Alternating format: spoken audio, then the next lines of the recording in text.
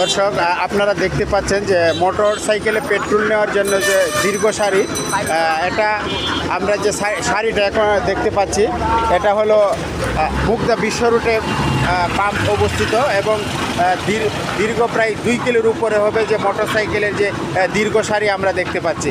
যে যারা তেল নিতে এখানে অপেক্ষা করছে তারা কখন তেল পাবে এটা অনিশ্চিত। তাদের কমপক্ষে 4 থেকে 5 ঘন্টা জ্বালানি নিতে তাদের সময় লাগতে পারে। আমি যেমনটি দেখানোর চেষ্টা করতেছি যে এইখান থেকে শুরু করে এবং গলির ভিতর পর্যন্ত চলে গেছে মোটর সাইকেল সিরিয়াল। তো ভাই কত ঘন্টা ধরে আপনি আছেন এখানে লাইনে? 12:30 থেকে 12:30।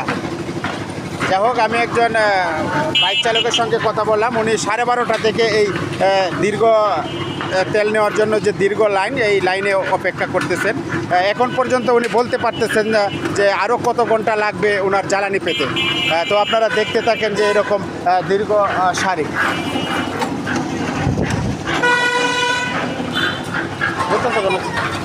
চলো চলো চলো চলো চলো।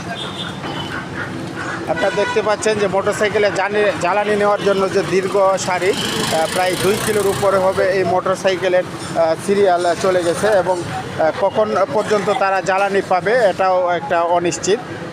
এই পাম্প অনেক দূরে অবস্থিত, প্রায় 2 কিলো হবে দূরে অবস্থিত। এই 2 কিলো দূর থেকেই এই লাইন চলে এসেছে।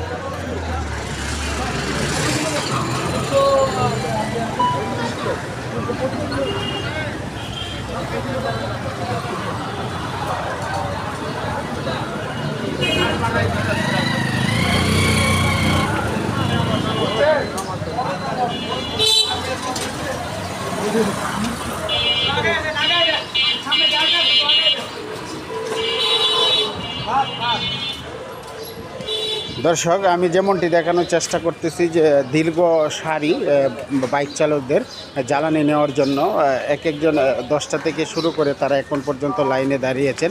কবে পর্যন্ত তারা জ্বালানি পাবে সেটাও বলা অনিশ্চিত। আমি যেমনটি দেখানোর চেষ্টা করতেছি যে প্রায় 2 থেকে 2.5 কিলো পর্যন্ত যে দীর্ঘ সারি মোটর সাইকেলে, সেটাই আপনাদেরকে আমি দেখানোর চেষ্টা করতেছি।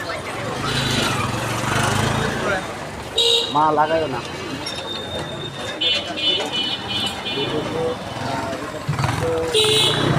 আসলে এই যে জ্বালানির যে সংকট, এটা কবে লাগার দূর হবে এটাও এখন পর্যন্ত বলা যাচ্ছে না। তো জ্বালানির অভাবে সবচেয়ে বেকায়দায় পড়েছে যারা রাইড চালক, যারা উবার চালাক, তাদের